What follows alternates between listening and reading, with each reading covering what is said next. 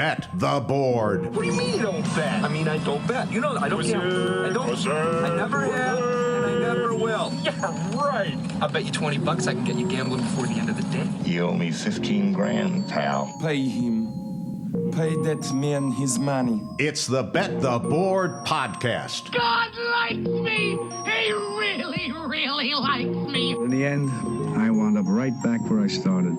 I could still pick winners, and I could still make money for all kinds of people back home. And why mess up a good thing? Here's Payne Insider and Todd Fuhrman.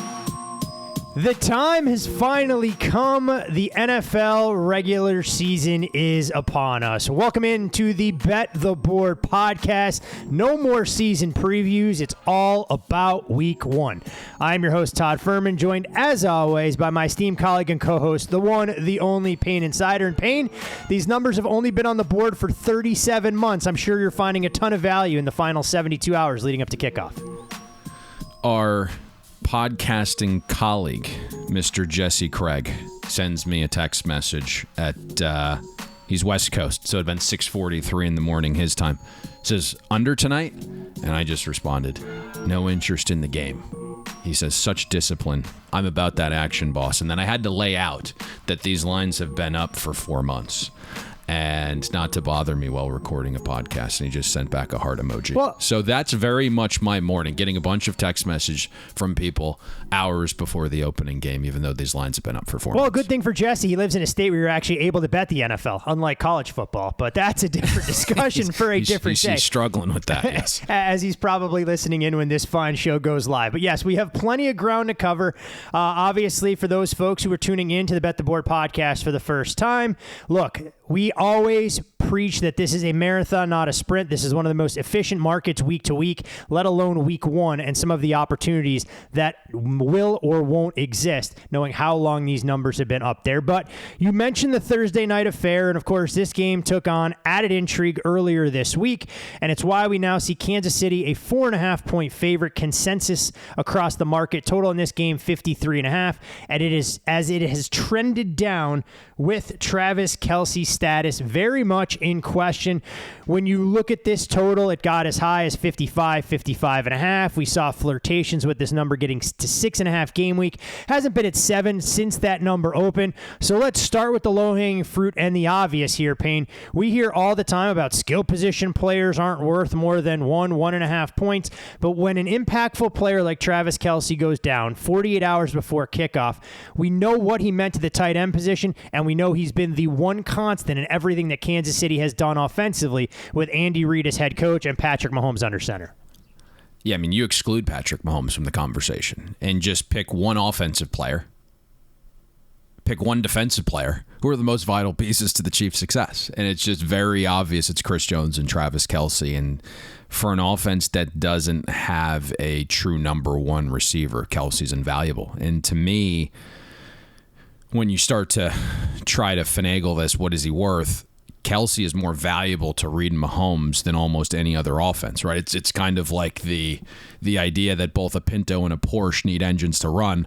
One's worth more than the other. You know, Kelce in like a Porsche-like Chiefs offense with an elite scheme and quarterback, more valuable than like a Pinto-like offense that doesn't have a sophisticated scheme or an elite quarterback. And then you think about when the injury occurred and why Reid and Mahomes are so good in these openers with extra prep. This happened on Wednesday. So now all of a sudden Reid's probably been concocting this game plan for what? 2, 3, 4 weeks. And at the last minute, he's got to finagle something else. And the pressure when you don't have a number one or a true number one outside receiver that Kelce removes from a defense because he's the focus inside. Now all of a sudden you don't have to allocate that focus inside, and now you're manning up guys outside that probably aren't the best. And then it's kind of the realization that Chris Jones also isn't there.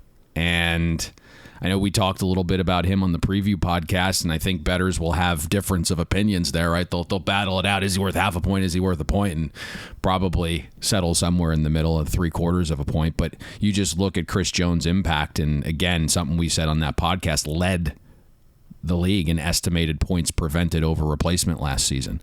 Chris Jones prevented roughly 1.7 more points per game than a replacement level interior defensive lineman. I can tell you currently the Chiefs don't have a replacement level interior lineman playing for them tonight. So this one is very interesting. A lot of moving parts. I am certainly not running to fade Mahomes and Reed with extra time at a depressed price that got as low as 4. But the Lions certainly have the ability to take advantage of Chris Jones being out. And to put in perspective just some of the raw numbers here, Patrick Mahomes has not started a game without both Travis Kelce and Chris Jones since that trio became teammates back in 2016.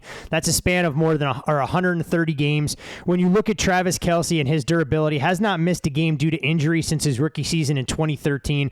This is a player that has more 100-yard receiving games at the tight end position than anyone in history. Most seasons with 1,000 receiving yards. And when you look at his 7,900 plus receiving yards in the last 100 games, has him tied with Devontae Adams for the most in the NFL over that span, going back to week 13 in 2016. You mentioned Chris Jones, accounted for 63 sacks since the 2017 season, and that includes tying for a career high in 15.5 last year. I mean, top 5 in the NFL, not just sacks, but pressures and quarterback hits last season. So the list goes on and on in terms of what those two players mean. Patrick Mahomes is the great eraser, but he can only do so much, but that obviously is reflected in the number. You mentioned the Lions, and this is a team that's going to look a little bit different. We know Jared Goff still the starting quarterback. The weapons in the backfield have changed. In come David Montgomery and Jahmyr Gibbs. Out go Jamal Williams and DeAndre Swift. Amon-Ra St. Brown been dealing with a little bit of an ankle injury. Going to go tonight. Jamison Williams suspended for 6 games. But this was one of the biggest stories in the league. The way the Lions finished wasn't just because the offense was electric. They got better on the defensive side. When you look at the handicap from the Lions' perspective, Dan Campbell has obviously raised his profile as a head coach. But look, Lions fans, he still ain't Andy Reid. He's gotten great buy-in, right? That is very, very evident. The entire vibe of that organization's changed.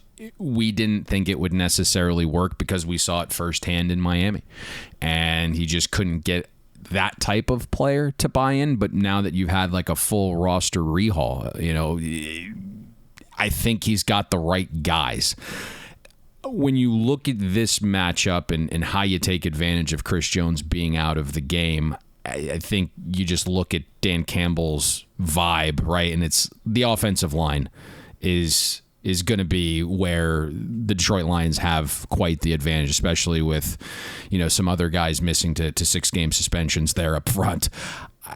When you look at Dan Campbell, right, like his mentality, and then what they went and did in the offseason, right? You spend the 12th overall pick on Jahmyr Gibbs, and then you give David Montgomery $18 million. The Lions are going to test the interior of the Chiefs' defensive line. And you look when Chris Jones was out last season, right? The Chiefs have 26th in stopping the run. So pretty big splits on and off the field. You also don't need the ground game to fire up play action, but it certainly helps if you're gashing a defense on the ground. And you look at Jared Goff, graded out second among 41 qualifying quarterbacks throwing with play action last season. The Chiefs defense, bottom 10 in the NFL, defending passes with play action. Chris Jones impacts the ground game, obviously, but his best attribute, getting to the quarterback. Number 1 in pass rush win rate among interior linemen last season.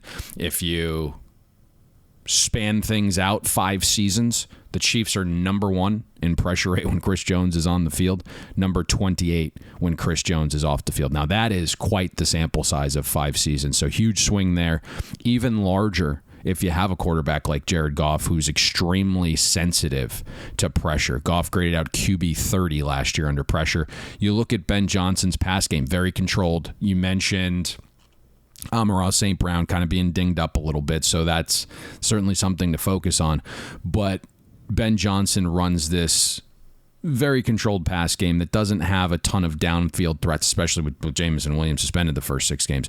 But I don't know if that's a huge problem against Kansas City. Obviously, Spags is smart enough to make some in-game adjustments, but you look last year, the Chiefs were dead last, 32nd EPA allowed on throws in that 1 to 10 yard area. That's where Detroit threw most of their passes. The Lions had the second highest rate of passes in that 1 to 10 yard area. You've also heard some quotes from Ben Johnson regarding how he plans to use Jahmyr Gibbs. We kind of understand that he's this lethal threat catching the ball out of the backfield. I'm not saying run to bet that receiving prop because it feels like everyone in the world has messaged me about the Jahmyr Gibbs over receiving prop. So I don't know if I'm getting there myself, but it's going to be quite popular. And you can understand the thought process with his ability to not just line up in the backfield and catch balls, but stick him in the slot as well, especially when you're dealing with some receiver injury, suspension, some lackluster play from other guys. But that's been a weakness of the Chiefs. Last 5 seasons, the Chiefs have finished 29th, 32nd, 31st, 27th, and 31st defending running back passes. So you can see why early on 4 months ago, 3 months ago, there was an appetite for the Lions +7. The matchup still exists. It's just not really in my DNA now to take 4.5. Long season, plenty more bets to be had. It's so interesting because you're right. I mean, Jahmyr Gibbs seems to be the flavor of the week. Everyone from a fantasy side and his potential usage in the passing game wants to hype him up. The one guy that gets forgotten is their starting running back, David Montgomery, that suddenly goes from running behind a Chicago Bears offensive line where he doesn't have a lot of elusiveness working for him, behind behemoths in Detroit. That is one of the best offensive lines out there, and you have to imagine he's going to get ample touches if they want to keep their weapon in Jahmyr Gibbs relatively healthy instead of banging his head between the tackles early on in the campaign. From Thursday into Sunday, a fascinating matchup in the AFC North sees the Cincinnati Bengals go on the road against the Cleveland Browns, and it's the Bengals listed as a 2.5-point road favorite. Total on the game, 48.5. When we look at this meeting between these teams, it'll mark the 100th time they're playing against each other. It's been 35 years, Payne, since both franchises had a winning record in the same season. So not exactly a wealth of riches there by any stretch. When we look at Joe Burrow, he's been one of the best where it matters most at the betting window, compiling a 27-15 ATS record in his career. It's actually the second best mark by a starting quarterback since 1970 with a minimum of 40 starts. Only your beloved Teddy Bridgewater is better with a 43-22 ATS mark. This was a Bengals team who we talked about coming into last year potentially being overvalued. Well, they exceeded odds makers' expectations down the stretch, going 7-1 against the number. The biggest story here is Joe Burrow. Didn't take a single snap in the preseason. The Bengals played up the severity of the injury, but he's been out there practicing with the team. We know Jamar Chase's comments that we don't care if we see Burrow until week 5 as long as he's healthy and good to go. The Bengals reinvested in their offensive line again. And why is that important? Because Jim Schwartz, the new defensive coordinator for Cleveland, going to do everything he can to heat up the opposing quarterback with a talented trio of rushers that the Browns can boast, headlined by Myles Garrett. Yeah, Burrow certainly, has performed below expectation against the Browns over 5 data points. You mentioned that the large story is missing roughly a month of camp dealing with that calf strain. I think Burrow's going to be fine from the pocket, but can he open it up if he needs to? And I think that's the question we all have. So it's probably smart to make a minor tweak to Burrow's player rating for this game. And because of how good he is, how important the quarterback position, that tick down probably turns into a decent impact on your overall number for this game. The belief among professional bettors is the Browns should have an improved defense as well. Upgrade at the defensive coordinator you mentioned with Jim Schwartz, huge additions along the defensive line with Zadarius Smith and then Delvin Tomlinson. And between the time that we're recording now and our preview podcast, the Browns also went out and signed Shelby Harris, and you pair them with Myles Garrett, and it makes a very formidable defensive line. I'm really interested to see how Jim Schwartz elects to go about this, because you go back to that 2018 season with the Eagles, Jim Schwartz blitzed at the lowest rate of any defense in the league.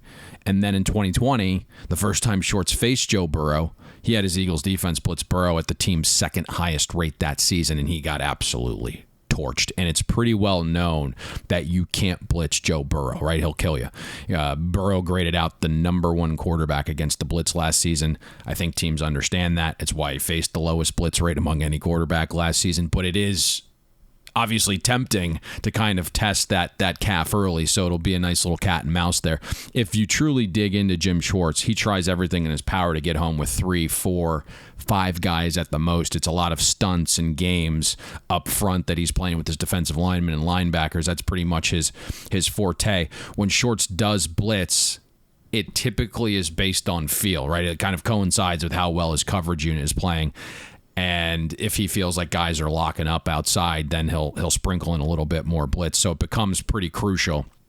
If you're monitoring that injury report, you got to keep an eye on Denzel Ward, the lead cover corner, who's yet to clear the concussion protocol, going through the steps. Juan Thornhill, the prized free agent safety signing from Kansas City, he's also dealing with a little bit of a calf injury. So, maybe that blitz rate isn't as large as we might anticipate early, testing out Burrow's calf if those two guys aren't there or aren't 100%. So something to monitor there with some injuries. But kind of past that, like, both teams also want to improve in the run game, right? Cincinnati's looking for more efficiency from Joe Mixon. They upgraded the O-line, to your point, with Orlando Brown, who's more of in my mind, a better mauler than a pass protector because he's not overly quick. But you look at Mixon, faced the largest percentage of carries against light boxes last season, but somehow finished 36th in yards per carry. The Browns were dead last in EPA per rush allowed last season. They went out and they signed, the aforementioned Delvin Tomlinson, who's a 330-pound run stuffer, added Shelby Harris 4 or 5 weeks ago. He had the second best defensive run grade in his career last season. Then you draft a 360-pound nose tackle in Siaki. So I feel like we're all focused on like the Burrow and the throw game, and that's certainly the most important thing. But it might be the run game battle that creates the tiny edge to get one of these teams over the top. I mean, Joe Mixon running for a payday in his next contract as he took a pay decrease over the offseason in a restructured deal. You mentioned some of the issues that have faced the Bengals. I mean, the pass block grade hasn't been great over the last couple of years. And when you look at Joe Burrow, he's taken the most sacks, 153 through 3 NFL seasons. It's actually the most that we've seen a quarterback this early on in his career take. And if you're going to give him the bag, you want to make sure he's largely upright for most of the time going forward. Real quick on the other side of the ball, Payne, we can pick at... They're giving him the bag, by the way. Oh, there's no doubt about it. It's a question of just how big that bag will be and how quickly the Bengals get this thing sorted out. But there is no doubt Joe Burrow has said it. The organization has said it, that he is the franchise quarterback and will be there for quite some time. When we look at the Browns on the other side, we know they've struggled immensely in week 1, and that goes back multiple coaching regimes. Just one win over the last 18 regular season openers. Deshaun Watson obviously didn't impress anyone last year. Now, he was essentially away from football for nearly 2 years. I don't think anybody thought he was going to look like the quarterback we'd grown accustomed to watching as a member of the Houston Texans. But when you look at Deshaun Watson, obviously Kevin Stefanski's under the gun. Do we think Watson shows market improvement immediately, under center? It's a great question because there isn't a direct answer, because I think there's a wide range of individual outcomes for Deshaun Watson this season. I think we know what he was when he was in Houston, from his last game to his first, right? You kind of look at that large sample set, believe 5 seasons. Deshaun Watson was 4th best in QB plus EPA in completion percentage over expectation. Last season, QB 40 out of 53 among those with at least 100 dropbacks. So I get it, 6-game sample size, and that 6-game sample comes with asterisks. I mean, Kevin Stefanski's scheme wasn't fully designed for Deshaun Watson. It is now. And then you had 2 of Watson's 6 starts in horrific weather conditions that no quarterback was going to be successful in. So what's interesting to me is I think, maybe the range for Watson is pretty large. I don't know if the range for the Browns offense as a whole is, right? It probably has a small delta because you have the great O-line. You have Nick Chubb. You have the, improved pass catcher group. And if you go back over time, Stefanski's been able to have an offense that pretty much operates in a certain sector, right? They finished 9th, 14th, and 8th his first 3 seasons in schedule adjusted efficiency, with guys like Case Keenum and Nick Mullins and Baker Mayfield and Jacoby Brissett operating it. So you kind of expect, as a whole, the Browns offense to have a similar floor with Watson. So it's really interesting to kind of have that mental battle with yourself where you're not quite sure what the range is for Deshaun Watson, but you feel a little bit better about the range for the Browns offense in totality. And so there's some weirdness with that. But, what we saw from the Browns offense with Watson in limited preseason work was drastic change, right? Shotgun rate was 80%, 3 wide receiver sets 71% of the time, both substantial upticks year over year for Stefanski's offense. And I think the question we have about the Bengals defense early on in the season is secondary. Right, like they're going through some change there. You're adjusting to life without Jesse Bates, without Von Bell. Chidobe Awuzie is getting his feet under him. 10 months removed from ACL injury, and so we know that position is very difficult to come back very strong on initially. Cleveland, I think, is going to try to test that secondary early. I mean, they love Amari Cooper. Donovan Peoples-Jones has continued to progress. You go out and trade for Elijah Moore, and so you have that nice 3 wide receiver set tandem. Njoku seems to be the forgotten man, but the Bengals defense allowed the highest target percentage to tight ends in the league last season, so he's going to be a factor here. He had a huge game against the Bengals defense a season ago, and if you look, Stefanski's put up some real peak outputs going head-to-head against Lou Anarumo, a defensive mind that we really respect. You go back week 2 of the 2020 season, Browns put up a positive .35 EPA mark in that game, 4th best of the week. Week 7, same season, positive .46 EPA per play and a 58% success rate. Go to week 9 of the 2021 season, Stefanski's offense registered an EPA of positive .31. Week 8, last season, 55% success rate from Stefanski's Browns offense. So he's had Lou Anarumo's number as a whole in some of these matchups. I think, Todd, we talked a little bit off air, like pro bettors have been waiting for plus 3, and I think it's been the worst kept secret known to mankind. And I think everyone was kind of hoping that when Joe Burrow officially got announced in, the screen would immediately blink to 3, but this market's evolved, and we've talked about that, right? Odds makers are on social media as well. They listen to content. They didn't bite, so you're probably going to have to wait to see if 3 pops game day morning. If it doesn't, you probably then throw the Browns in an advantage teaser leg. Yeah, the level of sophistication in the betting markets here in 2023 significantly more advanced than if we were recording this podcast way back in the first season we started doing these things in 2014. So 2.5, as we said at the top, pretty much the consensus number painted across the board. We did see some over money come in, though. This total has ticked up as high as 48.5 in some locations. You can yeah, that originated out west. Yeah, last night in the wee hours of the Eastern time. Those are your favorite moves when you've long since put your head on the pillow and the market starts to move at 1 o'clock in the morning out here on the West Coast. Yeah, I just assume it's you. Yeah, I just assume. No, I can't stay up past 9:30. Trying to piss me off when I wake up. That doesn't take.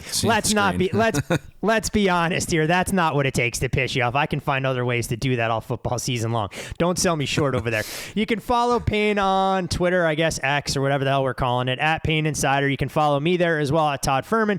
Most importantly, for all things Bet the Board, follow the podcast at Bet the Board Pod. And it's not just NFL season. We have a great college show with Brad Powers that drops every Wednesday. And for those folks still looking to make a buck, at the track every weekend, stay green. That normal release schedule had been Thursdays, gets pushed back to Fridays during football. So all sorts of fresh content Wednesdays, Thursdays, and Fridays throughout the early portion of the fall. And if you haven't already... And now Mondays. Well, yeah, Mondays are the given. Mondays are the recap show. Okay. But yes, Monday podcast We got new people listening every single show. I forget that. That's a great point. So Monday, for those folks who are expecting a full comprehensive breakdown of the Bills and Jets, you're not going to get it on today's show. We'll be back with that on Monday, and the good doc Deepak also to provide some injury analysis every Monday, but he does have a full breakdown for us today to keep fantasy players at bay and from jumping off bridges if some of their high draft picks will not be available as early as week 1.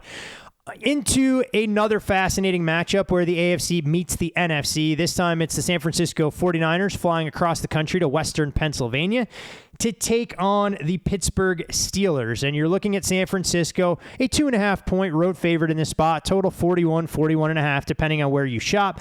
The biggest storyline in this game is that Nick Bosa got the bag, becomes the highest paid defensive player in the league. Speculation that deal was or wasn't was or was not going to get signed before week 1. He will now be out there, although Kyle Shanahan a little bit vague in his press conference about exactly how Nick Bosa will be used in his first game back. I did find some levity in the comment that Nick Bosa doesn't have a beer belly. He'll be just fine. I can't imagine he's out there for every single snap. When you look at this Pittsburgh Steelers team, Mike Tomlin has been very good at the betting window, especially when his teams are catching points at home. 13-4-3-3 ATS, about a 77% strike rate, 12-8 straight up as a home underdog in his career. It's actually the best straight up and ATS record as a home underdog by any head coach since 1970 with a minimum of 20 games. That number, 7-1-1 ATS as a home dog going back to 2018 for the Pittsburgh Steelers. Payne, when we look at the 49ers, the big question that we had coming into this year, other than Nick Bosa and when he was going to be available, was at the quarterback position. Brock Purdy heals up from the elbow injury that basically made him a shell of himself in the NFC Championship.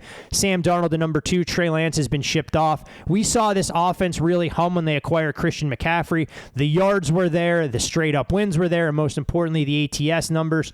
The receiving room, a little bit thin, but you do have headliners in Deebo Samuel and Brandon Ayuk.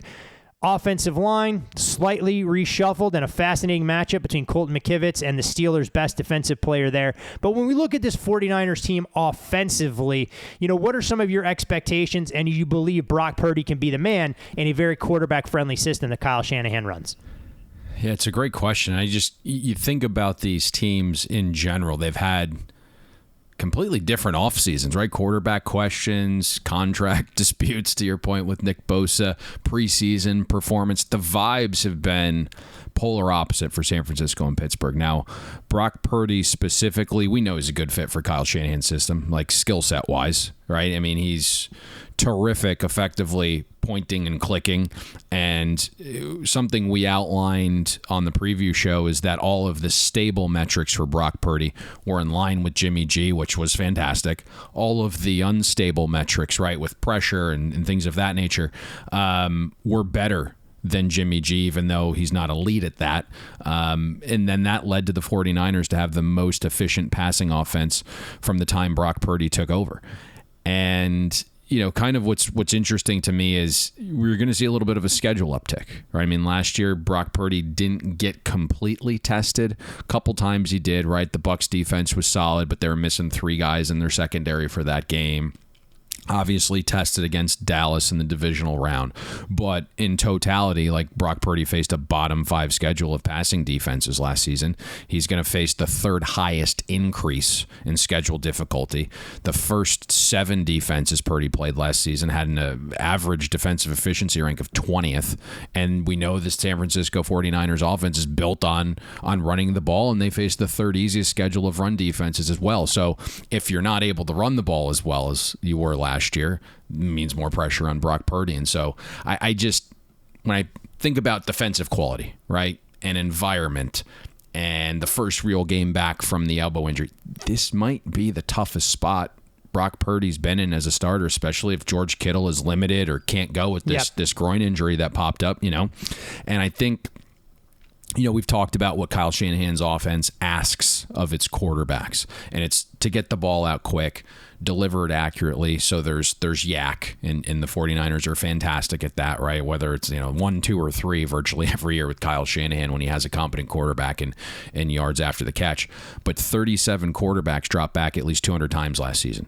Purdy was 34th in air yards. 39% of Purdy's throws were at or behind the line of scrimmage last season. And you look at the Pittsburgh Steelers, without TJ Watt for 8 games, it was still the number 1 defense in EPA allowed to passes at or behind the line of scrimmage. And now TJ Watt is fully healthy. I think he's the real point of demarcation, so to speak, right? If you look in the 10 games Watt played last season, the Steelers were 2nd in schedule-adjusted defensive efficiency. The 7 games Watt missed, Pittsburgh was dead last in schedule-adjusted defensive efficiency. So I think TJ Watt allows the Steelers to get a little bit of a pressure. 35% pressure rate with Watt on the field last season would have been a top 5 rate. And yes, while Brock Purdy was better than Jimmy G in some of those unstable metrics, Brock Purdy was still very sensitive to pressure in at least the accuracy category, 26% dip in completion rate when pressured. So I think this is a pretty tough test for the 49ers offense out of the gate. It was interesting, too, to get the comments from Mike Tomlin. And I know if you're a 49ers fan, you probably see it as a sign of disrespect, but I actually thought it was flattery at its finest, honestly, when he said it's less specifically about Brock Purdy and more about how Kyle Shanahan chooses to utilize his quarterback within the schematics of what is that he does. Basically saying that Kyle Shanahan knows who he is, he knows what the DNA, and he's trying to identify a pivot that can be the ultimate facilitator. We'll see how Brock Purdy looks in his first real true game action since that elbow injury in very hostile territory, as you mentioned. On the other side of the ball for the 49ers, assuming Nick Bosa is out there, albeit on a limited snap count, this is a Niners defense that does have a lot of stars at all three levels. We talked at great lengths in the preseason preview about how good this linebacking core was. We had some questions about the secondary after Charvarius Ward and their ability to cover, but if you get pressure up front, it makes everybody's job significantly easier at the back. You talked about how the Steelers have created buzz, and a lot of that this preseason was because how good that starting offense had looked. Kenny Pickett, 13 of 15, basically led scoring drives every time he was out there. George Pickens has flashed. We've seen him as the buzzworthy wide receiver amongst fantasy circles, providing the perfect complement to Deontay Johnson along with Pat Freiermuth to operate underneath. And the other surprise is that Dan Moore was able to stave off a charge from Broderick Jones, the player that the Steelers used the 14th overall pick in the draft to select out of Georgia to stabilize that group. When we look at the Steelers offensively, Kenny Pickett, sophomore season, we saw him relatively conservative down the stretch last year. Didn't turn the ball over, didn't throw a lot of touchdown passes. Very curious to get your take on how the Steelers' offense matches up with the 49ers defensively. It's a tough matchup, right? I mean, the 49ers defense is very good. Obviously not deep aside from the linebacker position, something we outlined, in the NFC West preview. And the 49ers are also breaking in a new defensive coordinator. Now, I don't envision much scheme change, but the biggest thing for me, and we've been kind of pounding the table on this, is just more aggression from the Steelers offense. And no doubt, like Pittsburgh went out and improved its offensive line. All the signs point to Jaylen Warren earning more snap share in the backfield, and he is the more efficient runner to Najee Harris so far in their early careers. But it's very difficult to beat the 49ers defense playing in a phone booth, especially with Nick Bosa back, regardless of what that snap share looks like. But at the top, to your point, like, he's also a professional and keeps his body in good shape. Like, that is the most business-like family in the NFL, and I don't think it's close. And that's why we knew he was going to get paid, and boy, did he get paid. Good for them. He's making Fred Van Fleet type money, which is scary when you compare NBA salaries to the NFL. But I digress. Go ahead. We talked a little bit about this on air, and we kind of talked about it a little bit off air. But like that Bosa family has been business-like since high school. Smart. So at least shocking move to win that battle, so to speak. Go out there and earn when you can. A very limited window as a professional athlete, especially in the NFL. Absolutely. So you look like the 49ers were second in schedule-adjusted EPA per rush allowed. They were top 5 in EPA allowed on passes under 10 yards. So it's very difficult to get in that phone booth and say, hey, this is how we're going to beat the 49ers defense. It's really a dumb approach, candidly. Where you want to attack the 49ers defense is downfield. The 49ers were actually 31st in EPA allowed on passes thrown 15-plus yards downfield. And then there's questions at corner for the 49ers. What we disclosed in that NFC West preview from our beat writer that covers the team daily is the 49ers are only confident in like 2 guys' coverage skills in that secondary. And then you see the 49ers injury report. Both Hufanga and Gibson have been limited in practice this week with knee and back injuries. Not saying they miss, but dealing with injuries. So you want to monitor that as well, because the area is kind of the point of weakness for that unit already. Last season, Kenny Pickett wasn't connecting on deep shots downfield, so the success and EPA metrics look bleak, but his accuracy on the downfield throws were actually number 1 in the NFL. And we did see flashes of that in the preseason. Small sample, of course, which you mentioned as well, but 5 of 6 for 139 yards and 2 touchdowns on throws, 10-plus yards in the preseason, and that is the absolute way to attack this 49ers defense. Now, Looks like some possible rain in the forecast, so you're going to want to monitor that a little bit. I know there was initially a little bit of sharp money yesterday on this over, but then it looks like, weather's coming in a little bit. We saw the 49ers didn't really respond well to rain in the opener, kind of blew that teaser for us last year in the second half when it just became a torrential downpour. So something to think about when you're breaking this one down. Yeah, when you look at the 49ers, too, I know it's a limited sample size as well, but this is a team that typically gets better as the year goes on. Over the last 6 season openers, they're just 1-5 ATS. And when you look at their last 9 season openers, 8 of the last 9 have gone under the total, albeit that spans a coaching era further back than Kyle Shanahan, but just something to think of when you look at the way this Niners team typically plays its best football when the stakes are at its highest. We'll stay out on the West Coast, or I guess with a West Coast-based team, that, of course, being the Los Angeles Chargers, who are installed as a field goal favorite against the Miami Dolphins. Total on the game, 51. The second highest on the board for all of Week 1, the highest that we'll see in terms of what Sunday numbers look like. And when you look at this Chargers team, they have been perennial underachievers, unfortunately. They've gone under on their preseason win total now in 4 straight seasons. It's actually the longest streak in the NFL.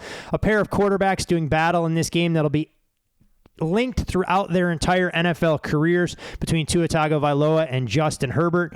When you look at the 2020 draft class overall, it's the first class to have 4 quarterbacks with 20 passing touchdowns in a season since the 2004 class did it back in 2009 with Peyton Manning, Ben Roethlisberger, Phillip Rivers, and the illustrious Matt Schaub.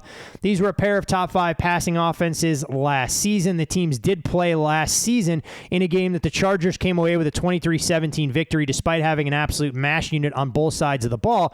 But Brandon Staley found a key to completely slowing down Tua. Held Tagovailoa to just 10 for 28 and 145 yards. It was the worst completion percentage number he put forth of his entire career, and it didn't exactly sit real well with Mike McDaniel. So what does he do? Obviously not just for this game. You go out there and you get the Chargers defensive coordinator in Ronaldo Hill, bring him in as a member of your coaching staff to help with a game plan like this. Payne, if there's one factor when you're looking at these two teams that a lot is expected of within the AFC and within their division specifically, what's the one thing that you ultimately believe can define the outcome in terms of who gets the cash come Sunday afternoon at SoFi Stadium? That was really in the weeds from you. That was good for you. You uncovered that. That's pretty. You're doing the homework, as the kids would say. You've taught me. I figured 10 years into my graduate course studies, I eventually had to carry some weight around these parts. Yeah, no one's going to hear that anywhere else, but that is bang on accurate because Brandon Staley did get the best of Mr. McDaniel last season. I think the other side of the ball for me is where the key lies. I'm interested to see, how the Dolphins defense starts the season with a brand new scheme. We love Vic Fangio, and his system is eventually going to work, but what he's implementing is the polar opposite of Brian Flores and Josh Boyer. And there's been some struggles in camp, and there's been some struggles in the preseason adapting. Guys like Emmanuel Ogbah just looked like a square peg in a round hole so far in camp and preseason. Miami's still looking for the right safety to play next to Javon Hollins that kind of lets him roam throughout the field. Brandon Jones, about 10 months removed from ACL surgery. He was listed as a full participant in practice this week, but missed some of camp, never got in a preseason game. So it hasn't been a seamless transition to Fangio's scheme. There's some familiarity with this matchup. Obviously, Fangio spent some time with the Denver Broncos. He faced Herbert 4 different times. There was a ton of variance in those matchups. It felt like each kind of 1-2. There was no real clear-cut winner. Now, the Chargers have a different offensive coordinator in Kellen Moore, but there was a Broncos-Cowboys game from 2021 where Fangio and a 7-win Broncos team went into Dallas and dominated Kellen Moore's offense. If you look that week, the Cowboys finished with a 36% success rate against Fangio. That was 26 out of 28 offenses that week. Negative 0.21 EPA per play. That was 24th best that week as well. So Fangio did get the best of Kellen Moore in a one-game sample set recently. If you look at Fangio's defense, it is built to stop the pass. Last 10 seasons, Fangio's led a defense 8 times. It's finished top 10 in pass defense. But you do have this new look Chargers offense with Kellen Moore. We expect a much faster pace for the Chargers offense. I can guarantee Justin Herbert is not going to finish 41st in air yards per attempt this season, right? And it was a quote that we mentioned on the preview show that's worth mentioning here again, but Kellen Moore flat out said, we're going to be throwing in a different jet stream. We're throwing deeper. It's going to be a lot of fun. So the Chargers are going to threaten a Dolphins secondary without Jalen Ramsey, with a lead corner in Xavier Howard that plays this very, feast or famine style. Last season, he wasn't eating much. Allowed 67% of targets to be caught in a 115 passer rating when targeted, finished with a below replacement coverage grade. Eli Apple was signed. Played with 4 teams over 7 seasons, never had a year where he finished above replacement level in coverage. So, Todd, I think we know how great Fangio is. He's had success in 2 matchups against Herbert. He obviously wore Kellen Moore out the last time they squared off, but I'm a little worried about the Jimmies and Joes in the Dolphins secondary, and if Miami takes a few games to acclimate to a drastically different scheme, and I think that's part of the reason this game's been bet up all summer from 48.5 to some places through that key of 51. Number, as far as the side, when you look at the 2.5 where this number opened, it got to 3 relatively quickly, and it's kind of been painted, although I think I saw some 3.5s flicker. I'd have to go through the history of individual books. But have you seen anything in terms of the side, knowing all of those factors that you mentioned in the cases that can be made for Team A and Team B? Going to be a battle here is my understanding on this one. Those are the games we love to watch unfold. You love to see 2A action. You can sit on the sidelines and watch heavyweight fighters try and match wits in a game of this magnitude, and there are better battles for us as sports bettors to try and fight ourselves using our capital as currency. It makes sense, right? I mean, you think about the last couple of years and how the Chargers perform home and away, and you have 2 teams with virtually an equal win total at 9.5, and we don't give much home field advantage to the Chargers, and so how are you laying 3 at home? I think that's probably the general synopsis for the number grabber, right? That this can't be 3. And then the guys that get a little bit more information are saying to themselves, well, we really like how the Chargers offense is performing in camp.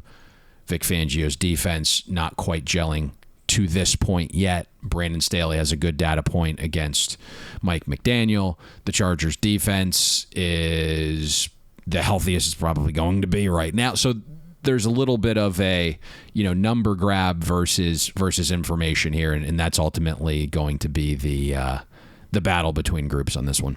2 games left to get to when we look at the rest of Sunday, and both of these could potentially be impacted by Mother Nature. So you're going to want to check the weather forecast when you're running through your final handicapping analysis late in the afternoon at Foxborough and then into the early evening in New York as well, or I guess I should say New Jersey at MetLife Stadium. But it's the Eagles and Patriots, a game that's fascinating for a variety of reasons. We've seen the Eagles bet down from where they opened in that 4.5-5 range for more or less the consensus throughout the market. Now installed as road favorites at Foxborough. Total on this game sits at 45. That's down a touch as well from where it opened. And obviously in a game like this, something has to give. Where the Eagles rushed for 32 touchdowns during last year's regular season, the best mark in the NFL. The Patriots allowed just 7 rushing touchdowns against. That was also tied for an NFL best alongside Pittsburgh. When we look at Philadelphia, we know about the Super Bowl hangover. You can use that narrative however you want when you talk about overvalued commodities. But what's interesting with the Eagles is they were 7-1 straight up on the road, but compiled just a 2-6 ATS road record. It was actually tied for the worst road ATS record in the NFL, despite winning the NFC.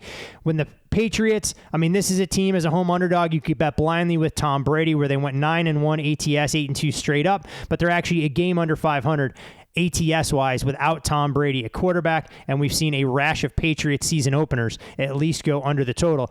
But Payne, Philadelphia going through a little bit of change. We talked at great lengths about how the schedule is going to be significantly more difficult in our preseason preview in the NFC East, but that's not the only thing. A lot of the names and faces in terms of the starting 22 remain very similar, but you have a new defensive coordinator, you have a new offensive coordinator, so there can inevitably be some growing pains because it's rare you you see a team get to the Super Bowl and lose both coordinators to head coaching positions. When you look at Philadelphia's offense matched up against New England's defense, in my opinion, that feels like the most fascinating thing that we'll see unfold Sunday afternoon. Absolutely, and I think you set the game up well in that, again, lines have been out 4 months. We've seen dog and under money come in, and now there's some weather there and some light wind, a little rain as we record Thursday morning. Couple of key factors for me here is, we know Belichick's recent struggles against mobile quarterbacks. So that's what made this game interesting to me with how it was bet, but I understand, the weather kind of trumps all here. But recently there's been 6 matchups against mobile quarterbacks for Belichick. Lamar Jackson, Justin Fields, and Josh Allen 4 times. Those are the 6 truly mobile quarterbacks New England's defense has played. Patriots are 0-6 in those games, and they're giving up an average of positive .27 EPA per play. We're also going to get a glimpse into what Mac Jones looks like running an offense designed by an offensive coordinator, again, and not some, pencil-nibbling defensive coordinator. In addition to weather, Todd, the injury report is why this continues to trickle under. It would not surprise me again if we see this dip below 45. It looks like weather along the East Coast is going to be a little bit more brutal than we initially thought, but there's also 3 offensive line starters for New England that have been limited all week in practice. You have tackle Trent Brown dealing with an illness, starting center Cole Strange is battling a knee injury, and the best lineman on the team, Michael Onwenu, is still recovering from ankle surgery. So you're going to have to monitor that situation. So we might not get the uptick in offensive production that we would normally assume with the Patriots getting to a little bit more of a normal level of offense when you're dealing with weather and some offensive line injuries. We also were projecting the Eagles defense to take a step back a little bit this season, right? But the defensive line is still Philly's strong suit. And Mac Jones was the most sensitive quarterback to pressure. Graded out the 5th best passer among 40 qualifiers when kept clean, but Mac Jones was 38th best when pressured. So this very much takes on a different feel, where if you just had a completely clean environment where the Patriots were completely healthy along the O-line and with its weapons, maybe it would have been a sneaky over. Now all of a sudden you're dealing with these injuries, you're dealing with the weather, and it's been a complete stay off for me at this point. I mean, look, Payne, I'm just thrilled that Matt Patricia, despite everything he did to try and completely crater the Patriots offense last year, was able to land himself yet another job on a coaching staff, and he'll be on the opposing sidelines for this game working for Philadelphia. So we'll see if that works in Philly's favor or if that actually serves as a massive negative should the Patriots want to go out there and make a statement. But you're right. When you look at these two teams, I think there are a lot of question marks, and you highlighting the offensive line concerns for New England, probably not the game that you want to go into against the team of the caliber of Philadelphia along the defensive line if you can't keep your quarterback healthy and upright. So we'll see if it becomes a Ramondre Stevenson type performance and he gets ample carries in the potential inclement weather.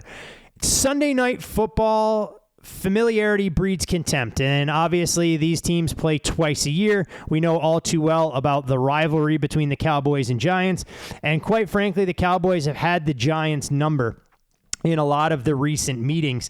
When we look at this Cowboys team, though, they've been dynamic at the betting window as far as performances against NFC East opponents. They've gone 22-6 ATS in 28 divisional games when Dak Prescott is the starting quarterback. We look at Dallas, and we can obviously poke fun at all their playoff shortcomings over the last handful of seasons and their inability to reach the ceiling. But in the last 34 regular season games they've played, this is a team that's 23-11 ATS. It's tied for the best record in the NFL during that span. Meanwhile, the Giants, they were everyone's betting sweethearts a season ago. 13-4 against the number during the regular season. It was actually the best ATS record for the franchise since 1970. The Giants, they have been an under machine in their own building. Last 21 home games, 16-4-1 to the under. When we talk about this game, Payne, I feel like this, more than any of the other matchups we've talked about, has one of the largest coaching disparities because we hold the Giants coaching staff in one of that highest regards in terms of what they were able to do last year, despite having a talent deficiency compared to a lot of the teams they compete against. Dallas, arguably one of the most talented rosters in the entire league, but they potentially get held back by their head coach, who now brings in an offensive coordinator that I wouldn't exactly define as an outside-the-box thinker or overly inventive in Brian Schottenheimer. So from the sidelines, how do you try and quantify the impact of head coaches knowing that there is a massive disparity in terms of overall talent? That's the toughest part about this. And we talked off air, and I said something that I didn't think was really a hot take, but you're looking at this game right now, and Dallas is, call it like a 3.3 favorite on the road. I said to you, flip-flop these coaching staffs, give them an entire offseason to prepare for this game, and it would be the least shocking thing in the world that the Giants are a 5.5-point favorite. And that's what I think the coaching discrepancy is. The problem is the Jimmies and Joes and some of the matchups are very lopsided in the Cowboys' favor. And when we look at a lot of that stuff, you try and figure it out. From a personnel standpoint, this is a Dallas team that took a ton of professional money over their win total. They've obviously been the bell at the ball in terms of their prospects to win the NFC this season. And when you look at Dallas, they bring in a consummate veteran in Brandon Cooks to run basically as a true number 2 receiver opposite CeeDee Lamb. A change of the tight end spot. Tony Pollard gives them a lot more burst in the offensive backfield. We know about the offensive line. Defensively, this is a group headlined by Micah Parsons that has some star power in their own right. If you're the Giants and you're trying to figure out where there's a tactical advantage, do you see a spot where the Giants can exploit something either on the defensive side or offensively, with Daniel Jones being a consummate game manager? And that's obviously said with the utmost respect for what he was able to produce last year.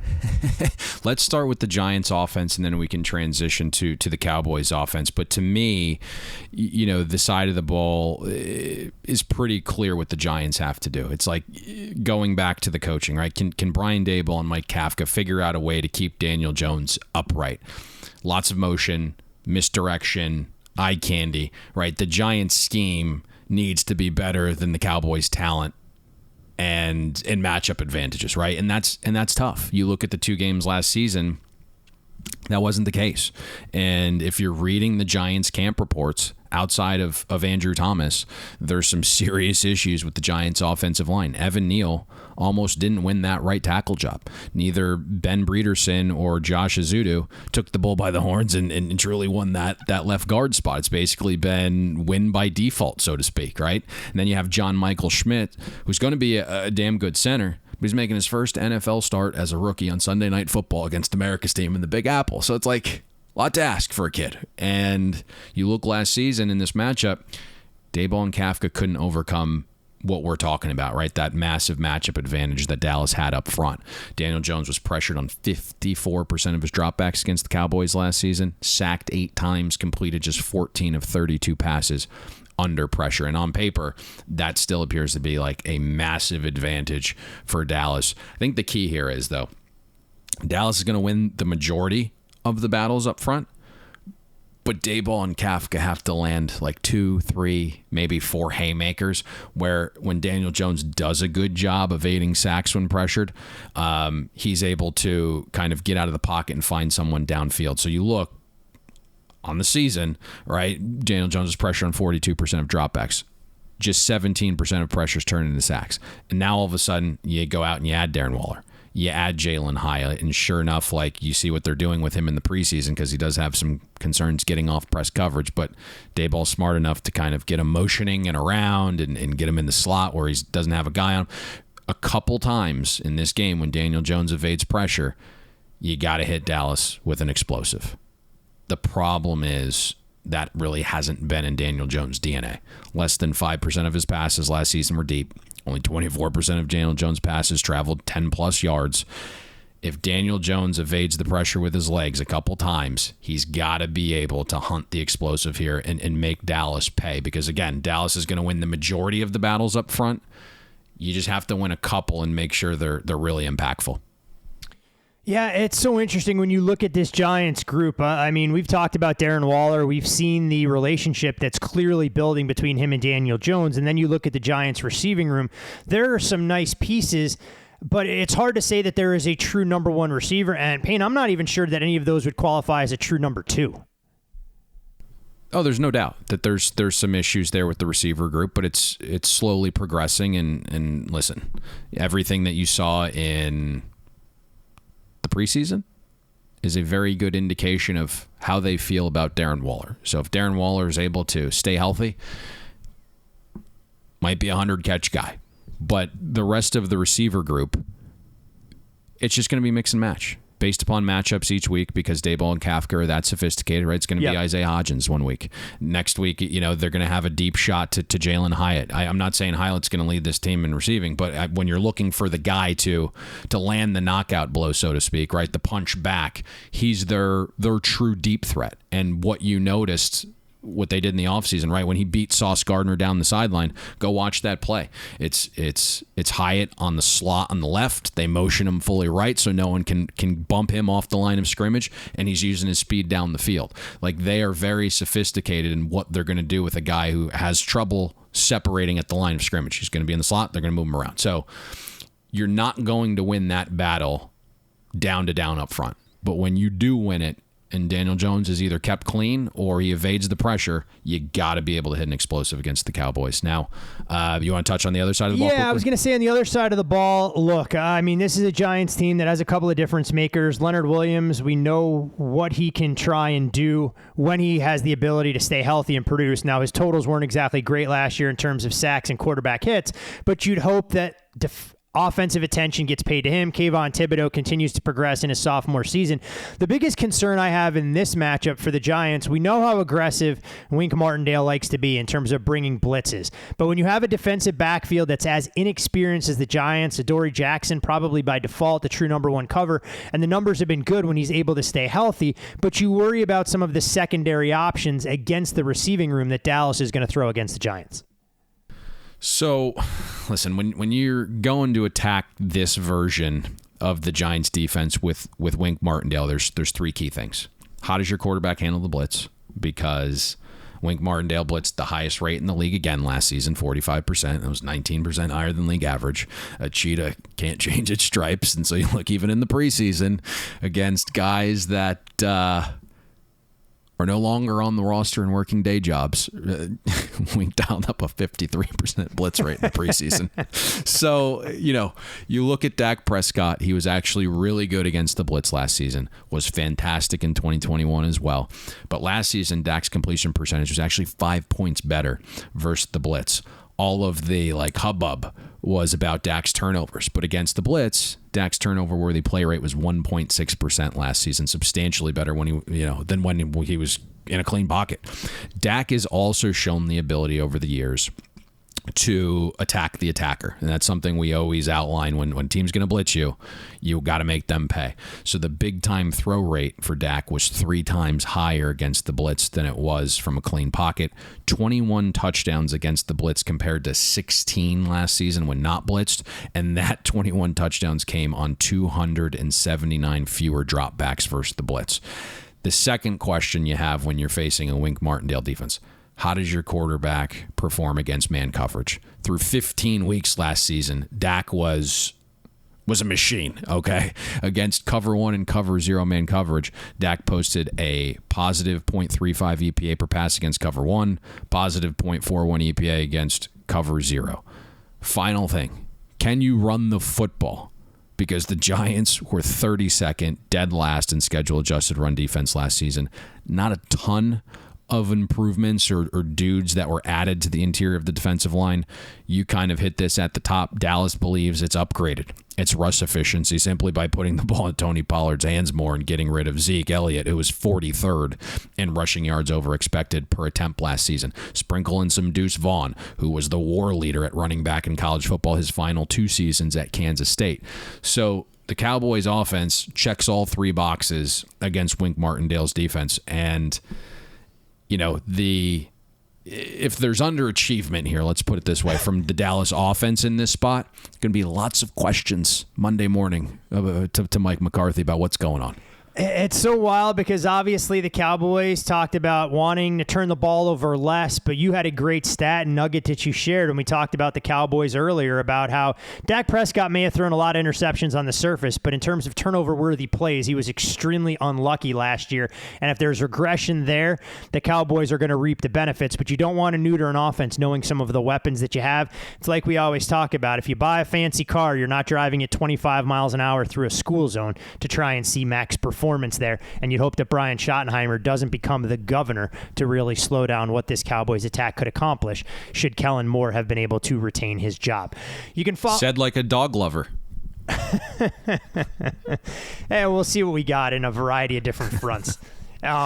You can follow Payne on X. You can at Payne Insider. I'm Todd Fuhrman. You can follow me there. Follow all things Bet the Board at Bet the Board Pod.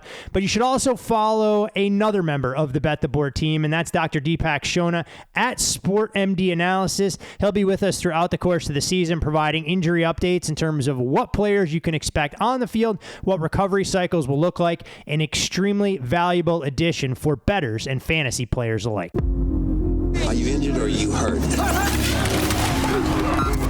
When injuries occur in the NFL, you need someone to call on. If you're hurt, you can still play. If you're injured, you can't. Let's check in with Dr. Deepka Chona, Stanford and Harvard-trained orthopedic sports surgeon and founder of Sports Med Analytics, the industry leader in data-driven injury analysis.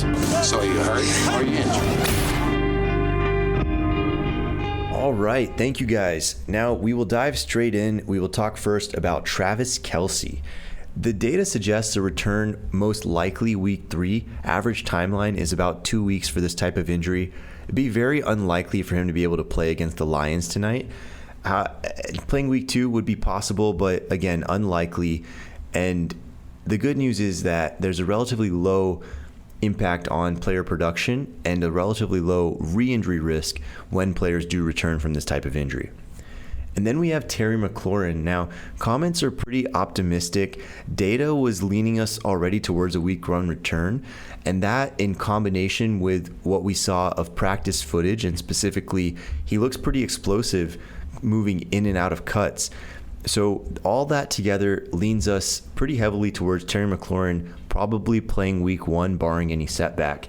There is about a 10% production dip that's projected for him, and that is projected to last weeks 1 and 2, should be over by about week 3. He also does have a slight re-injury risk here. That's somewhere around 10 to 15%, but as long as he's able to avoid that minority outcome, we do expect Terry McLaurin to have a pretty strong start to his season. Then we have Mark Andrews. Now, the comments on Mark Andrews, although the injury description itself, if there was an injury that was keeping him out of practice, has been pretty vague, but comments overall have suggested a relatively low level of concern from Baltimore. And he has previously, in prior years, missed multiple practices without any dip in his stats. So we would plan to start Mark Andrews for now and not really planning on changing that unless we see something unforeseen happen in the next few days. Then we have Javonte Williams, and I'm more optimistic than the data is here, and I want to just clarify the difference between my impression and the data. We plug everything into our machine learning algorithm, and that takes into account factors like Javonte's pre-injury athletic metrics. It takes into account his production, his team situation, and when we do that, it predicts a 60% workload at 85% efficiency for Javonte weeks 1 through 3. So if you basically multiply those together, you're looking at about 50% of what Javonte typically is used to giving us. However, my impression here is that Javonte crushes the data. And the reason for that is that he has crushed the data so far. If you look at the average timeline on these, it takes about 15 months. J.K. Dobbins, who is a 90-plus percentile athlete from a very similar injury last year, took 13 months and took a ramp-up period when he came back. But Javonte Williams so far has looked like he's going to be unrestricted, and Sean Payton's comments suggest the same. So my impression here is that this is as close to an Adrian Peterson type comeback that we will see for the next couple of years. And then we have Breece Hall. Now, the typical running back ramp up, as we alluded to with Javonte Williams, takes 3 to 4 weeks. Breece Hall, also an excellent athlete, but the fact that Dalvin Cook just signed makes it more likely that Breece Hall will probably take that 3 to 4 week ramp up period. Now, we have him also rated as 85% explosiveness initially. And during the first 6 weeks of the year, both Breece Hall and Javonte Williams do have an increased risk of sustaining minor injuries. And those are things like hamstring strains that can sort of slow down or set back the recovery. However, if Breece Hall avoids that type of outcome, we have him at 85% explosiveness week 1, ramping up to about 90% by week 6, and then 95% by the end of the season. And with Breece Hall, again, that Dalvin Cook variable is really the key. We do anticipate 3 to 4 weeks of a ramp-up period, and then after that, whatever distribution the Jets deem reasonable from a football standpoint is probably what we'll see. We don't think we'll be seeing any further limitations due to his knee. Next up, Cooper Kupp.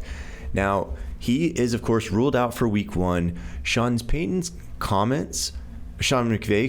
comments did not rule out a trip to the IR, which would mean, of course, 4 weeks out. Data on this, however, would suggest that a week 3 return is the most likely outcome. Week 4 may be in the books as well, but again, week 3 is kind of what we're softly predicting at the moment.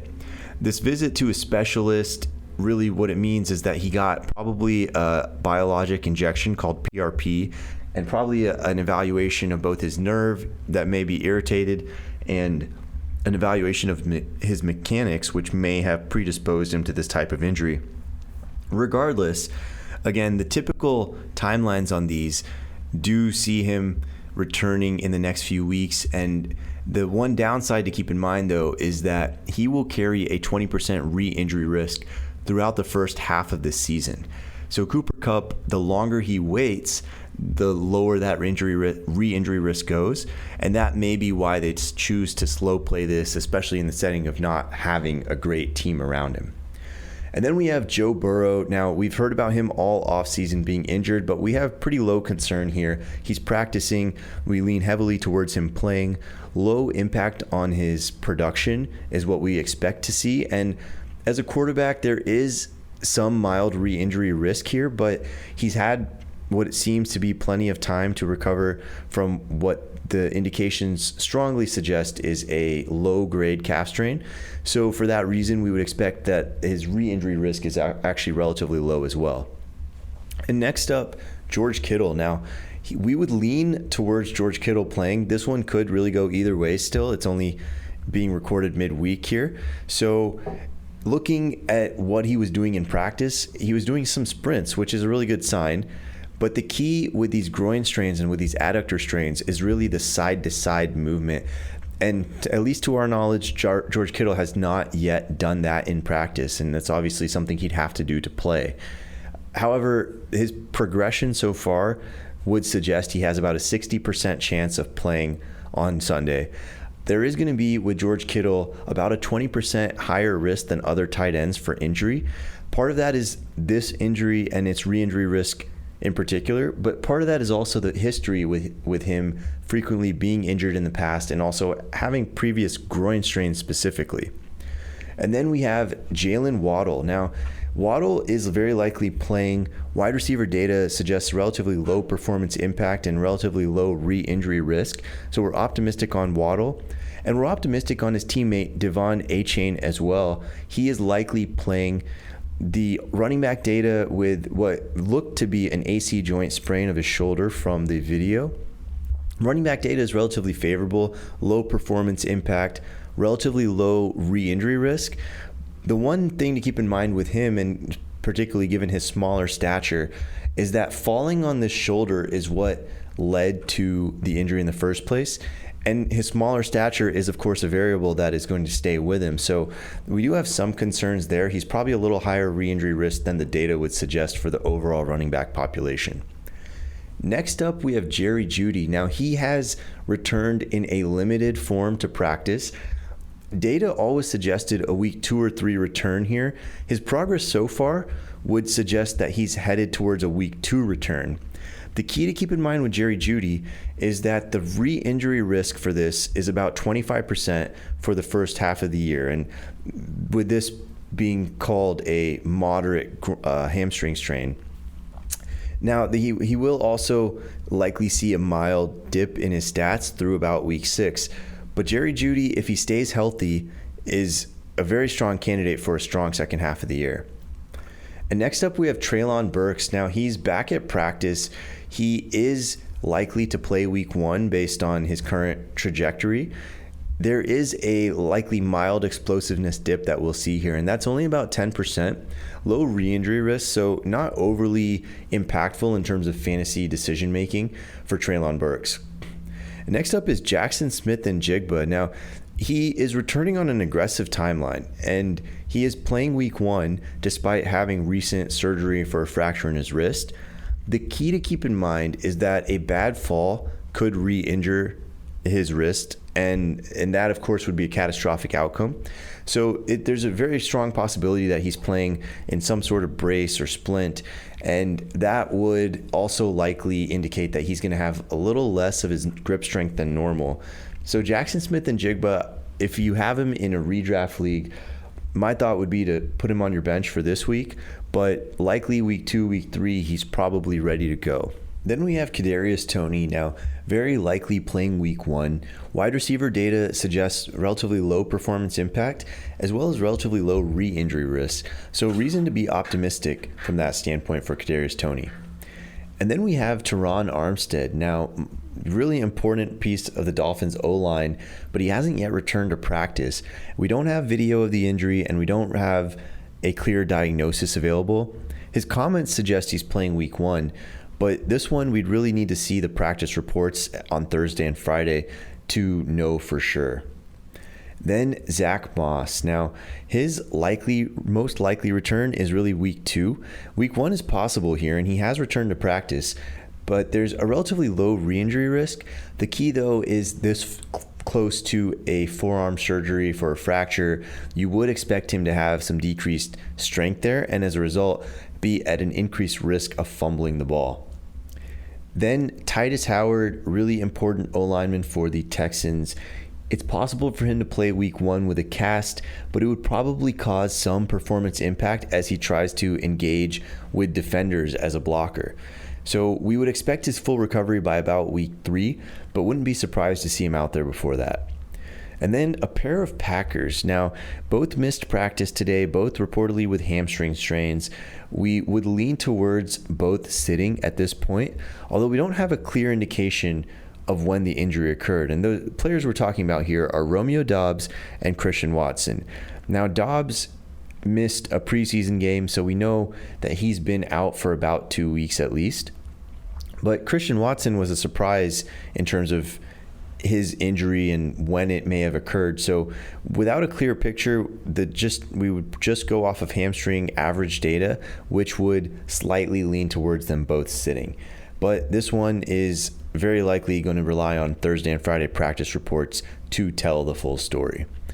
And that's all we have for now, so we'll turn it back over. Well, shit, Payne. For a guy that's questionable in Travis Kelce potentially going into tonight's game against the Lions, Deepak didn't sound optimistic that he'd even be back on the field next week against the Jacksonville Jaguars. Not good, Bob. Not good. Yeah, and I think that's kind of the sentiment from some of the injury doctors. Obviously, you know, Tom Pelissero's reporting that he's going to give it a try pregame, and you've had, you know, Clark Hunt, the Chiefs owner, say, hey, like, you know, I never bet against Travis Kelce. I just think if you have Super Bowl aspirations, you can kind of let this simmer early on in the season, because you get Kelce seriously injured, fighting through a current injury, your season's basically done at that point. I mean, look, it's scary for the rest of the league. If Mahomes doesn't have Kelce for multiple weeks, goes out there and gets Kadarius Toney, Sky Moore, Rashee Rice involved, you add another weapon back into the fold. It makes that group that much more dynamic. But clearly the injury... Don't get me started. If Chris Jones is holding out 8 weeks, Travis Kelce's injured, you don't have a number one. If he manages to win a Super Bowl this year, let's just pack it up. We don't have to watch games for the next 10 years, and then we'll just restart the league in 2035 when Mahomes is gone. Can Mahomes rush the passer? That's what I want to know. Can he go out there and contribute defensively? I mean, we saw it with Travis Hunter. I mean, he could cover and he could catch. So, I mean, if Mahomes really wants to try and make a name for himself, he needs to play both sides of the ball going forward. All right, 6 games broken down as extensively and as eloquently as you'll hear anywhere in the space for Week 1. Like we've warned all of you, our loyal listeners, you have plenty of exposure on win totals and season-long props. It's a marathon, not a sprint. Our goal is to keep those bankrolls in play from now until the Super Bowl. But this is, of course, the portion of the program that we like to call the best bet. Now, what's very funny is in yesterday's best bet, we had a TV reference snafu to a certain individual's name, and I just got a text message from But you owned it. Boy. You owned it like a champ. I'll give you that of course. Much. Well, I just got a text message from our boy Andrew Dunlop. He just texted, big LC guy, too. So everyone is quietly a big Laguna Beach fan, the Hills fan. This one's going to be different. I know we are potentially waiting to bet 2 games, and if I give those out or we give those out, my guys are not going to be happy. There is a game that have bet and is widely available. And fortunately, it kind of came back into range because Nick Bosa returned. But yesterday, we took the Pittsburgh Steelers on the bye, +3, minus 125. That is widely available. You can even find some minus 120 out there if you shop around. But we'll grade it at minus 125. I know the whole debate of buying to 3, not buying to 3. Is it 11 cents? Is it 15 cents? It's certainly worth more, I can tell you, with a total of 41. And I can just tell you the buy orders that my guys sent out and who else was in front of the list on that buy order. Everyone's taking it to 3 with the total at 41. So let's go with that as the opening bet. The Pittsburgh Steelers +3 on the buy. Mr. Fuhrman, we obviously broke this game down in detail. If you're someone who's just coming to the best bet to listen, we probably spent no less than 12 minutes breaking this game down, both sides of the ball. Yeah, it's about right. I mean, I'm looking at my timestamps here. I think it was 12 minutes and 10 seconds. If they're looking it's a good there you go. It's a good vibe. Breakdown or little intuition there. Or thereabouts. So your gut instinct was spot on there in terms of the grocery list and everything else that comes along with it. But we are excited, like I know all of you guys and girls out there are, when it comes to the NFL being back. Remember, these are some of the most efficient lines week in, week out throughout the course of the season. Week 1 numbers have been up there. They've been beaten. They've been battered. There aren't some of the same injury impacts that we can take advantage of this early in the campaign that we'll be able to find later. So tread lightly, get the best of the number as always, and that's the most important PSA that I can offer up to you in terms of your approach to NFL Week 1. Anything else, Payne, you'd like to share as we put our first NFL preview, official game week preview, I should say, to bed for this season? No, back on Monday for a Bills-Jets breakdown and a discussion of the week that was. Who underperformed, who overshot expectation, some of the takeaways on teams that, hey, have some variance right now. Interested to see what Deshaun Watson looks like. So we'll be discussing some of those games first thing Monday morning along with that Monday Night Football preview.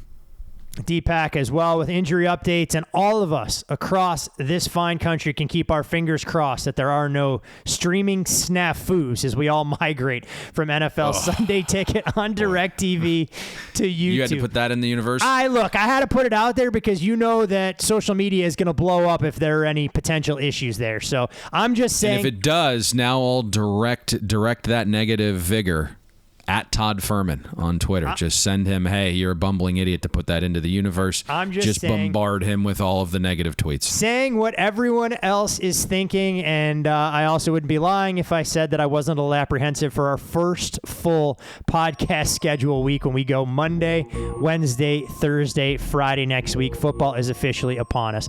Best of luck with all of your National Football League investments week 1, and with a Pittsburgh Steelers ticket +3 on the buy in hand, we'll see you at the window. We hope you enjoyed listening to this episode of Bet the Board. Make sure you follow Todd and Payne on X. Todd is at Todd Fuhrman. That's TODDFUHRMAN. And Payne is at Payne Insider. That's PAYNEINSIDER. Don't forget, our weekly newsletter comes with an additional best bet. Have that delivered to your inbox by clicking the link atop the podcast show notes. And most importantly, subscribe and download Bet the Board. We're on Apple, Spotify, Amazon Wondery, YouTube, Google Podcasts, and all your other major platforms.